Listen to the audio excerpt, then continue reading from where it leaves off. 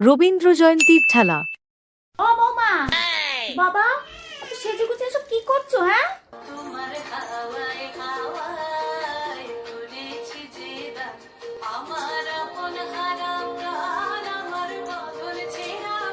ওই 25শে বৈশাখে রবীন্দ্র জয়ন্তীর জন্য একটা অনলাইন ডান্সের প্রোগ্রাম হচ্ছে, আর তাতে আমি একটা নাচ করছি।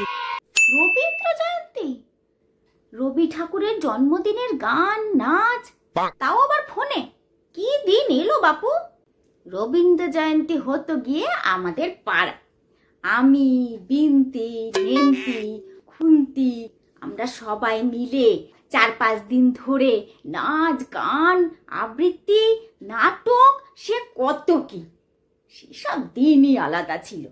তা বলছি, ও বৌমা, তা আমাকেও একটু শিখিয়ে দাও না।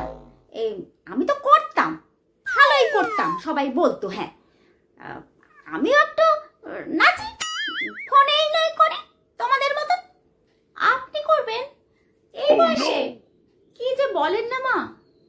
ঠিক আছে, বয়স আবার কি বাপু, তোমাদের বাপু নাচ শেখানোর সব ঠান্ডা। পারবো পারবো, সব পারবো, তুমি শিখিয়েই দেখো না। ঠিক আছে। হ্যাঁ, হাতে এরকম করুন, এরকম করুন। হ্যাঁ হ্যাঁ, হচ্ছে, আস্তে আস্তে। হচ্ছে, হচ্ছে হচ্ছে। হ্যাঁ, এবার এরকম করে